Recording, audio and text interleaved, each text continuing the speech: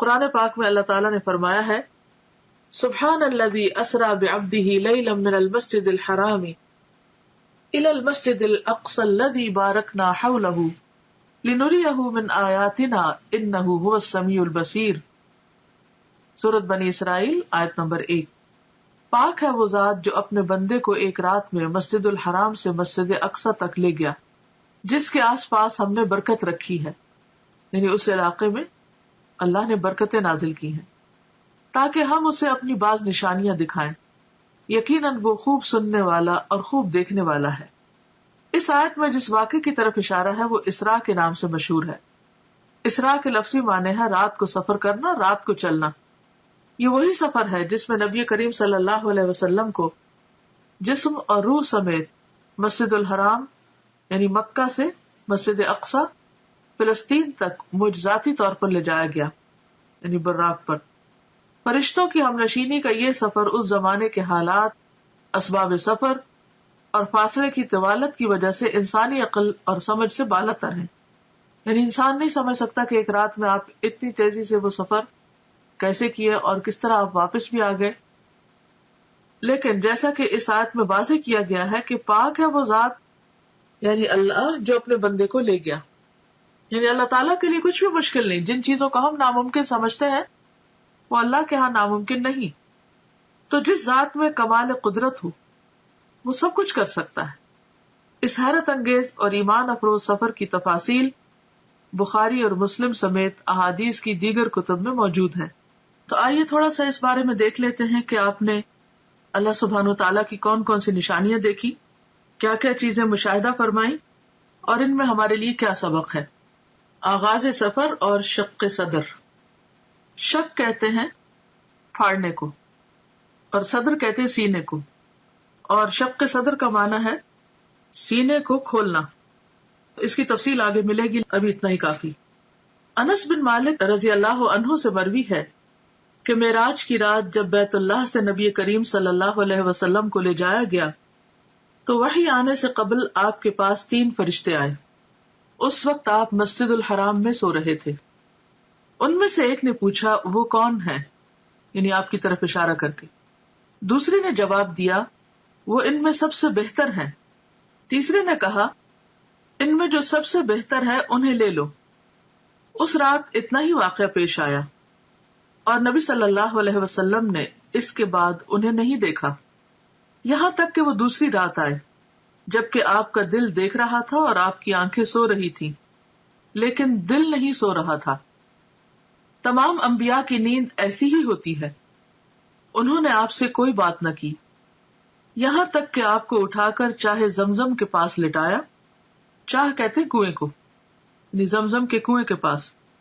یہاں جبریل علیہ السلام نے اپنا کام سنبھالا اور سینہ مبارک گردن تک خود اپنے ہاتھ سے چاک کیا. چاک کیا یعنی کاٹا، اور سینہ اور پیٹ کی تمام چیزیں نکال کر انہیں اپنے ہاتھ سے زمزم کے پانی سے دھویا. جب خوب دھو چکے تو آپ کے پاس سونے کا ایک تشت لایا گیا. تشت پلیٹ کو کہتے ہیں، جیسے ٹرے وغیرہ. اس میں سونے کا ایک بڑا پیالہ تھا جو حکمت اور ایمان سے پر تھا، یعنی بھرا ہوا تھا. اس سے آپ کے سینے اور گلے کی رگوں کو پر کر دیا، یعنی بھر دیا. وہ حکمت اور ایمان انڈیل دیا سینے اور گلے کی رگوں کو. سینہ مبارک پھر سے سی دیا گیا. صحیح بخاری کتاب التوحید. اور بہت سے لوگ اس بات پر حیران ہوں گے اور پریشان بھی ہوں گے کہ یہ کیسے ممکن ہے کہ کسی کا سینہ چاک کر دیا جائے.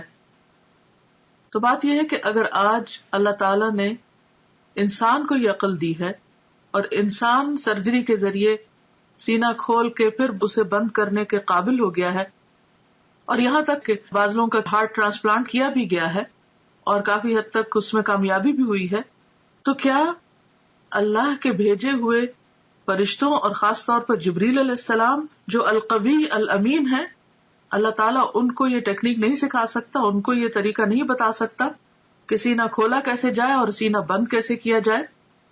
تو یہ بھی اللہ کی نشانیوں میں سے ایک نشانی ہے، اور ایسا علم ہمارے ایمان بالغیب کا ایک ٹیسٹ ہے بیسیکلی، کہ کیا ہم اس پر ایمان رکھتے ہیں.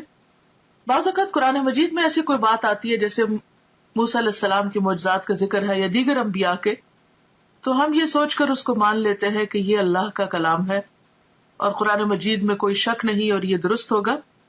لیکن جب حدیث میں ہم ایسی کوئی بات پڑھتے ہیں تو بعض اوقات ہم شک میں پڑ جاتے ہیں. تو ہدایت کے لیے بے حد ضروری ہے کہ والذین یؤمنون بما انزل الیک وما انزل من قبلک، وہ لوگ جو ایمان لاتے ہیں اس چیز پر جو آپ کی طرف نازل کی گئی. یعنی صرف قرآن مجید ہی نہیں نازل کیا گیا، حکمت بھی نازل کی گئی. اور جیسا کہ اس حدیث سے تو واضح طور پہ پتہ چل رہا ہے کہ آپ کے سینے کو حکمت سے بھر دیا گیا. تو یہ کہاں سے آئی تھی حکمت؟ کہاں سے آیا تھا ایمان؟ کون لایا تھا؟ وہی لایا تھا جو دوسری وہی لاتے تھے، یعنی جبریل علیہ السلام. کہاں سے لائے تھے؟ اللہ سبحانہ وتعالیٰ کی طرف سے لائے تھے. اور پھر آپ کے اندر انڈیل دی گئی، ڈال دی گئی، اور اس سے آپ کا سینہ بھر دیا گیا. اب آپ سوچ رہے ہوں گے کہ حکمت اور ایمان تو ایبسٹریکٹ چیزیں ہیں، اور گلے کی رگیں جو ہے یا سینہ جو ہے یا دل جو ہے وہ دیکھنے کو مادی چیزیں ہیں، تو یہ کیسے ممکن ہوا؟ تو آپ دیکھیے کہ جیسے روح غیر مادی ہے اور ہمارا جسم مادی ہے. جب روح انسان کے اندر آتی ہے تو وہ تو نظر نہیں آتی، اس کا تو کوئی وزن نہیں ہوتا، تو وہ کیسے آ جاتی؟ وہ کون ڈالتا ہے؟ وہ بھی تو اللہ تعالیٰ فرشتے کو بھیج کر روح ڈالتے ہیں نا. تو جو رب ایک ایبسٹریکٹ چیز کو، نظر نہ آنے والی چیز کو انسان کے جسم کے اندر اور پورے جسم کے اندر ایک فرشتے کو بھیج کر ڈال سکتا ہے، جو رب، کیا وہ رب ایمان اور حکمت کو ایک پیغمبر کے سینے میں نہیں ڈال سکتا؟ خواہ وہ مادی تھے یا نہیں تھے، وہ جس بھی حال میں تھے، ہمیں اس کا علم نہیں دیا گیا. ہمارا فرض بنتا ہے اس پر ایمان لانا، کیونکہ یہ ایمان بالغیب ہی کی ایک قسم ہے. تو یہ سفر کا آغاز تھا، یعنی آپ نے ابتدا میں کچھ نشانیاں دیکھی اور ان کو محسوس کیا، اور خواب میں آپ کو چیزیں دکھائی گئی. اس کے بعد پھر کیا ہوا؟ مسجد الحرام سے مسجد اقصیٰ تک اسراء کا واقعہ، اور اسراء عربی میں کہتے ہیں رات کے وقت سفر کرنے کو. اس کے بعد آپ کے پاس شراب، دودھ اور شہد کے برتن لائے گئے. آپ نے دودھ پسند فرمایا. جبریل علیہ السلام نے کہا آپ نے فطرت پائی، آپ کو ہدایت نصیب ہوئی، اور آپ کی امت کو بھی. یہ مسند احمد کی روایت کا حوالہ ہے. یہاں پر آپ دیکھیے کہ آپ صلی اللہ علیہ وسلم براق پر سفر کرتے ہیں، انبیاء کی امامت کرتے ہیں، اور پھر اس کے بعد آپ کی مہمانی کی جاتی اور 3 چیزیں پیش کی جاتی، اور تینوں میں سے آپ دودھ کو پسند کرتے ہیں. تو اس سے یہ پتہ چلتا ہے کہ انسان کے کھانے پینے کی جو چوائس ہوتی ہے وہ اس کی شخصیت کی عکاس ہوتی ہے. اب دنیا میں بھی اگر کوئی شراب کو پسند کرتا ہے تو اس کا مطلب یہ ہے کہ اس کی ایک خاص قسم کی پرسنالٹی. دودھ کو پسند کرنے والے شہد کو پسند کرنا، تو ہر انسان اپنے اپنے مزاج کے مطابق چیزوں کا انتخاب کرتا ہے. اور پھر بعض لوگوں کا انتخاب صرف ان کی اپنی ذات تک نہیں، ان کے خاندان اور پھر خاندان سے آگے بھی لوگوں کو متاثر کرتا ہے. تو خاص طور پر جو لوگ دین کا کام کرنے والے ہیں ان کے لیے بے حد ضروری ہے کہ وہ انبیاء کی سنت کو فالو کریں اپنے کھانے پینے کی چوائس میں بھی. مسجد اقصیٰ سے آسمانوں کی طرف معراج. معراج کا لفظ جو ہے یہ عین را جیم سے ہے. عروج اسی سے ہے جس کا معنی ہوتا ہے بلندی، اور معراج عربی میں سیڑھی کو کہتے ہیں. مسجد اقصیٰ سے آپ کو عالم بالا میں لے جایا گیا. معراج عربی میں سیڑھی کو کہتے ہیں جو اوپر چڑھنے کے لیے استعمال ہوتی ہے. اس نسبت سے سفر کے اس حصے کو بھی معراج کہا گیا ہے. بیشتر مفسرین کے نزدیک سورۃ النجم کی درج ذیل آیات واقع معراج کی دلیل ہیں. سورۃ النجم آیت 13 to 18 یعنی 13 سے 18 تک. وَلَقَدْ رَآهُ نَزْلَةً أُخْرَى عِنْدَ سِدْرَةِ الْمُنْتَهَى عِنْدَهَا جَنَّةُ الْمَأْوَى إِذْ يَغْشَى السِّدْرَةَ مَا يَغْشَى مَا زَاغَ الْبَصَرُ وَمَا طَغَى لَقَدْ رَأَى مِنْ آيَاتِ رَبِّهِ الْكُبْرَى. اور ایک مرتبہ پھر اس نے سدرۃ المنتہا کے پاس اس کو اترتے دیکھا. کس نے کس کو دیکھا؟ محمد صلی اللہ علیہ وسلم نے جبریل علیہ السلام کو دیکھا. اس کا مطلب یہ کہ آپ سدرۃ المنتہا تک تشریف لے گئے جہاں پاس ہی جنت المأوا ہے. سدرہ کہتے ہیں بیری کے درخت کو. اس وقت سدرہ پر چھا رہا تھا جو کچھ چھا رہا تھا، یعنی نور وغیرہ. اس کی وضاحت یہاں نہیں کی گئی، لیکن مراد یہی ہے۔ نہ نگاہ چندھیائی نہ حد سے متجاوز ہوئی، یعنی نہ نگاہ چندھیائی، چندھیائی کا مطلب یہ ہے کہ جب ہم مثلا سورج کی طرف دیکھتے ہیں تو ہماری آنکھیں کیسے ہو جاتی ہیں، ایک دم ہم سکویز کرنے لگتے ہیں آنکھوں کو، یہ چندھیانا ہوتا ہے، یعنی پوری طرح آنکھ کھول کے نہ دیکھنا۔ تو نہ نگاہ چندھیائی نہ حد سے متجاوز ہوئی، یعنی جہاں تک دیکھنے کا حکم تھا وہی تک ٹھہری رہی، اس سے آگے نہیں گئی۔ اور اس نے یعنی محمد صلی اللہ علیہ وسلم نے اپنے رب کی بڑی بڑی نشانیاں دیکھی۔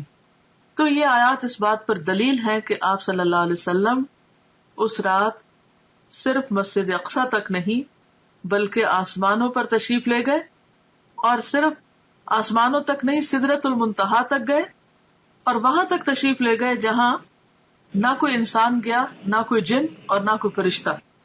مندرجہ بالا آیات میں نبی کریم صلی اللہ علیہ وسلم کے آسمانوں کی طرف جانے اور سدرۃ المنتہا اور اس کے آس پاس کی چیزوں کو دیکھنے کا ثبوت ملتا ہے۔ سفر آسمان، مسجد اقصی میں تمام انبیاء کی امامت کے بعد سواری کے لیے براق پیش کیا گیا۔ آپ دوبارہ اس پر سوار ہو کر پہلے آسمان تک گئے۔ جبریل علیہ السلام نے آسمان کا دروازہ کھلوایا، فرشتوں کی طرف سے پوچھا گیا کون ہے؟ جبریل علیہ السلام نے فرمایا میں جبریل ہوں۔ پوچھا گیا ساتھ کون ہے؟ بتایا گیا محمد صلی اللہ علیہ وسلم ہے۔ پوچھا گیا ان کو پیغام الہی دے کر بھیجا گیا ہے؟ جبریل علیہ السلام نے کہا ہاں۔ تب اندر والے فرشتے نے سن کر کہا مرحبا، آپ بہت اچھے آئے۔ آپ فرماتے ہیں میں وہاں پہنچا تو آدم موجود تھے علیہ السلام۔ اس سے کیا بات پتہ چلتی کہ کسی کے گھر میں داخل ہونے سے پہلے، کسی کے خاص علاقے میں داخل ہونے سے پہلے دروازہ کھٹکھٹانا، اپنا نام بتانا، اجازت ملنا اور پھر داخل ہونا، یہ ہے صحیح طریقہ۔ اور اس وقت آپ دیکھیے کہ آسمان کے جو فرشتے ہیں وہ صرف یہ سن کر نہیں دروازہ کھول دیتے کہ جبریل موجود ہے، حالانکہ جبریل علیہ السلام کی قدردانی آسمانوں میں بھی اور زمین پر بھی۔ اس کے باوجود جب وہ کہتے ہیں میں جبریل ہوں تو وہ یہ نہیں کہتے دھڑ سے دروازہ کھول دے، نہیں، پوچھتے ہیں کہ ساتھ کون ہے؟ اور ساتھ کون ہے؟ سب انسانوں میں سے عظیم چنے ہوئے انسان۔ بتایا گیا محمد صلی اللہ علیہ وسلم۔ اب اتنا کہنے پر بھی دروازہ نہیں کھلتا۔ پوچھتے ہیں کہ کیا ان کو پیغام الہی دے کر بھیجا گیا؟ کیا اللہ تعالیٰ نے بلایا ہے؟ جبریل نے کہا ہاں۔ تب فرشتے نے سن کر کہا مرحبا۔ اس سے یہ پتہ چلتا ہے کہ فرشتے کس قدر امانت دار ہیں، کس قدر ڈیوٹیفل ہیں۔ ان کو جو کہا گیا ہے وہی کرتے ہیں، یفعلون ما یؤمرون۔ اچھا ہمارا حال کیا ہوتا ہے کہ ہم فوراً ایکسائٹمنٹ میں اپنی حدود سے آگے بڑھ جاتے ہیں۔ اچھا فلاں، بس فلاں کے لیے تو کوئی قید ہی نہیں، کوئی حد ہی نہیں اور کوئی ریسٹرکشن ہی نہیں۔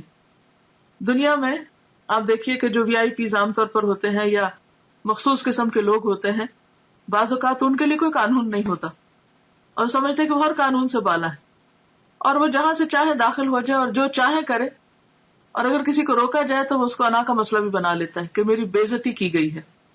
لیکن یہاں پر آپ دیکھیے کہ جبریل علیہ السلام بھی اس قانون کی پابندی کرتے ہیں اور بہت آرام کے ساتھ جواب دیتے ہیں، اور پھر جتنا سوال پوچھا جاتا ہے اتنا ہی جواب دیتے ہیں، اور پھر نبی صلی اللہ علیہ وسلم کا تعارف کراتے ہیں، اور اس کے بعد دروازہ کھلتا ہے۔ جب دروازہ کھلتا ہے تو آپ صلی اللہ علیہ وسلم آدم علیہ السلام کو دیکھتے ہیں۔ جبریل نے کہا کہ یہ آپ کے باپ آدم ہیں۔ اس سے پتہ چلتا ہے کہ گائیڈڈ ٹور تھا اور جبریل علیہ السلام ساتھ ساتھ تعارف کرا رہے تھے۔ تو ہمارے سیکھنے کی بات یہ بھی ہے کہ ہمارے پاس اگر کوئی گیسٹ آئے یا ہم اس کو کوئی ٹور دلوا رہے ہوں تو اس کی رہنمائی بھی کرنی چاہیے کہ وہ کس سے مل رہا ہے، کہاں جا رہا ہے، کیونکہ ہم ازیوم کر لیتے ہیں کہ خود ہی ٹھیک ہے، یا کثر نفسی سے کام لیتے ہیں کہ اچھا اب یہ کیا بتانا، تو یہ جب پوچھیں گے تو ہم بتا دیں گے، تو نہیں پوچھے تو نہ صحیح۔ اس میں ضروری حد تک معلومات دی جا رہی ہیں، اور ساتھ یہ بھی بتایا جا رہا ہے کہ انہیں سلام کیجیے، حالانکہ نبی صلی اللہ علیہ وسلم سے بڑھ کر سلام کرنے والا کون تھا؟ تو نبی صلی اللہ علیہ وسلم فرماتے کہ میں نے انہیں سلام کیا تو آپ نے جواب دیا، یعنی آدم علیہ السلام نے، مرحبا فرزند صالح، نبی صالح، اور آپ کی نبوت کا اقرار کیا۔ یہ صحیح بخاری کی روایت ہے کتاب التوحید۔ حالانکہ عمر میں حضور صلی اللہ علیہ وسلم بعد میں آئے، یعنی آپ کے بچوں میں سے، تو بعض اوقات ہم بچوں سے ایکسپیکٹ کرتے ہیں کہ وہ ہمارا ادب کرے اور وہ ہمیں زیادہ اپریشیٹ کرے، لیکن آدم علیہ السلام خود آگے بڑھ کر مرحبا کہتے ہیں اور بہت محبت بھرے کلمات کہتے ہیں، فرزند صالح، نبی صالح، اور پھر آپ کی نبوت کو بھی مانتے ہیں۔ اس سے ایک بہت اچھی بات پتہ چلتی ہے کہ اگر بچے کبھی والدین سے زیادہ ترقی کر جائیں، مرتبے اور مقام میں، اسٹیٹس میں آگے بڑھ جائیں، تو اس صورت میں اس اسٹیٹس کو اکنالج کرنا، اولاد کو اپریشیٹ کرنا، ان کو ان کا مقام دینا، یہ بھی پیغمبرانہ اخلاق میں سے ہے۔ اور اس میں آپ دیکھیں کہ وہ انہیں صالح کہہ کے پکارتے، یعنی نیک۔ یہ کوئی خوشامد نہیں تھی یا کوئی جھوٹی تعریف نہیں تھی۔ اگر کسی کے اندر کوئی خوبی ہے تو اس خوبی کا ذکر کر دینا اخلاص کے ساتھ، اچھے آسن انداز میں، دوسرے کو اچھے لقب سے پکارنا، یہ بھی ایک بہترین اخلاق ہے۔ بعض اوقات جب کوئی چھوٹا ہوتا ہے نا عمر میں ہم سے، تو خواہ مرتبے میں بڑا بھی ہو تو ہم صرف نام لے لے کے پکارتے ہیں، یہ ظاہر کرنے کے لیے کہ ہم عمر میں بڑے ہیں یا ہم کسی بھی اعتبار سے بڑے ہیں، اور یہ تو چھوٹا ہے، اگر اس کے اندر کوئی خوبی ہے بھی تو بھی اس کو اکنالج نہیں کرتے۔ مثلاً بعض اوقات ایسا ہوتا ہے کہ آپ کا کوئی شاگرد بہت ترقی کر جاتا ہے، علم حاصل کر کے بڑے مرتبے پہ پہنچ جاتا ہے، تو اب آپ اس کو یہ نہ سوچیں کہ چونکہ یہ میرا شاگرد ہے اس لیے زندگی بھر یہ میرے سے کم ہی رہے گا، نہیں، وہ آپ سے زیادہ بھی آگے جا سکتا ہے۔ تو ایسی صورت میں اس کے علم کو، اس کے تقویٰ کو یا کسی بھی چیز کو اکنالج کرنا جو ہے یہ بھی ضروری ہوتا ہے۔ ایک اور روایت ہے کہ آپ نے آسمان دنیا میں ایک بزرگ شخص کو بیٹھے دیکھا جس کے دائیں اور بائیں صرف کچھ صورتیں نظر آئیں۔ دائیں طرف دیکھتے تو وہ بزرگ ہنستے اور بائیں طرف دیکھتے تو روتے۔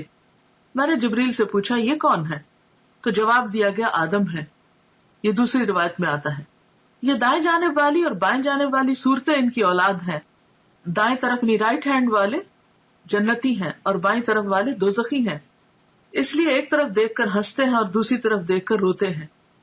یہ صحیح بخاری کی روایت ہے۔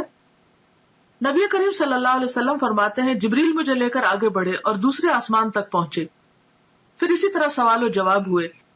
وہاں مجھے عیسیٰ اور یحییٰ علیہ السلام ملے جو باہم خالہ زاد بھائی بھی ہیں۔ جبریل علیہ السلام نے کہا یہ یحییٰ اور عیسیٰ علیہ السلام ہیں، انہیں سلام کیجیے۔ میں نے سلام کیا، دونوں نے جواب دیا، پھر کہا مرحبا برادر صالح اور نبی صالح، اور آپ کی نبوت کا اقرار کیا۔ پھر اسی طرح ان سے کچھ باتیں ہوئیں۔ صحیح بخاری کی روایت ہے۔ اس سے پتہ چلتا ہے کہ جس آسمان پہ بھی آپ جا رہے تھے وہاں سلام دعا ہو رہی تھی، اور یہی ہم مسلمانوں کا بھی شعار اور طریقہ ہونا چاہیے کہ جس سے بھی ملے تو پہلی چیز سلام دعا۔ اس کے بعد مجھے لے کر تیسرے آسمان کی طرف چڑھے اور دروازہ کھلوایا۔ پوچھا گیا کون؟ جبریل نے کہا میں ہوں۔ پوچھا گیا تمہارے ساتھ کون ہے؟ انہوں نے کہا محمد صلی اللہ علیہ وسلم۔ پوچھا گیا ان کے پاس پیغام الہی دے کر بھیجا گیا ہے؟ جبریل علیہ السلام نے کہا ہاں۔ فرشتوں نے یہ سن کر کہا مرحبا، آپ بہت اچھے آئے۔ دروازہ کھولا گیا، وہاں پہنچے تو دیکھا کہ وہاں یوسف علیہ السلام موجود ہیں۔ جبریل علیہ السلام نے کہا یہ یوسف علیہ السلام ہے، سلام کہیے۔ میں نے سلام کیا، انہوں نے جواب دیا۔ انہوں نے کہا مرحبا برادر صالح اور نبی صالح، اور آپ کی نبوت کا اقرار کیا۔ ایک اور روایت میں ہے کہ آپ صلی اللہ علیہ وسلم نے فرمایا میں نے یوسف علیہ السلام کو دیکھا، اللہ نے حسن کا آدھا حصہ ان کو دیا تھا۔ صحیح مسلم کتاب الایمان۔ اس کے بعد جبریل علیہ السلام مجھے لے کر آگے بڑھے، چوتھے آسمان پر اسی طرح سوال و جواب ہوئے۔ ادریس علیہ السلام وہاں موجود تھے، سلام دعا ہوئی، انہوں نے بھی اسی طرح برادر صالح اور نبی صالح کہہ کر مرحبا کہا اور آپ کی نبوت کا اقرار کیا۔ برادر بھائی کو کہتے ہیں فارسی میں۔ اس کے بعد جبریل علیہ السلام پانچویں آسمان تک آگے بڑھے، وہاں بھی اسی طرح سلام دعا ہوئی۔ ہارون علیہ السلام وہاں موجود تھے، انہوں نے بھی نبی صالح برادر صالح کہہ کر مرحبا کہا اور آپ کی نبوت کا اقرار کیا۔ اس کے بعد آگے چھٹے آسمان تک چڑھے، دروازہ کھلوایا گیا اور اسی طرح سوال و جواب اور مرحبا کہا اور آپ کی نبوت کا اقرار کیا۔ یہاں پر موسیٰ علیہ السلام تھے، آپ انہیں چھوڑ کر آگے بڑھے تو وہ رونے لگے۔ پوچھا آپ کے رونے کی کیا وجہ ہے؟ انہوں نے کہا میں اس لیے روتا ہوں کہ یہ نوجوان پیغمبر نبی صلی اللہ علیہ وسلم میرے بعد مبعوث ہوئے، ان کی امت کے لوگ میری امت کے لوگوں سے زیادہ تعداد میں جنت میں جائیں گے. یعنی انہیں اپنی امت کا فکر تھا اور وہ ان کے غم میں ایک طرح سے رو رہے تھے. یہ نہیں کہ انہیں نبی صلی اللہ علیہ وسلم کو زیادہ خیر ملنے پر حسد کا شکار ہو کر رونا دھونا شروع کر دیا. اور اس سے یہ بھی پتہ چلتا ہے کہ جب انسان کسی کے اندر کوئی خوبی اور بھلائی دیکھتا ہے تو اس وقت وہ تمنا کرتا ہے کہ اس کے پاس بھی خوبی اور بھلائی ہو. لیکن یہاں آپ دیکھیں کہ موسیٰ علیہ السلام اپنی ذات نہیں اپنی امت کی فکر کر رہے ہیں, اور یہ امت کی خیرخواہی اور لوگوں کی خیرخواہی جو ہے یہ انبیاء کی سرشت میں ہوتی ہے. اس کے بعد 7ویں آسمان پر پہنچے اور دروازہ کھلوایا. پوچھا گیا کون؟ میں نے کہا جبریل ہوں. پوچھا گیا تمہارے ساتھ کون ہے؟ انہوں نے کہا محمد صلی اللہ علیہ وسلم ہے. پوچھا گیا ان کے پاس پیغام الہی دے کر بھیجا گیا؟ اس سے پتہ چلتا ہے کہ ہر آسمان کے فرشتے نے ایسا ہی کیا. جبریل علیہ السلام نے کہا ہاں. فرشتوں نے یہ سن کر کہا مرحبا, آپ بہت اچھے آئے. جب میں وہاں پہنچا تو ابراہیم علیہ السلام کو موجود پایا. جبریل علیہ السلام نے کہا یہ آپ کے جد امجد ابراہیم علیہ السلام ہیں, انہیں سلام کہیے. میں نے انہیں سلام کیا. انہوں نے جواب دیا اور فرمایا مرحبا, فرزند صالح, نبی صالح, اور بیٹا کہہ کر پکارا. آپ کی نبوت کا اقرار کیا. وہاں ابراہیم علیہ السلام بیت المعمور کے ساتھ ٹیک لگا کر بیٹھے ہوئے تھے. یعنی گویا دنیا میں جو ان کا خاص بہترین عمل تھا اس کی جزا کے طور پر اللہ تعالیٰ نے ان کو وہاں بھی گھر عطا کیا. سیدنا ابن عباس سے مروی ہے کہ آپ ایک ایسے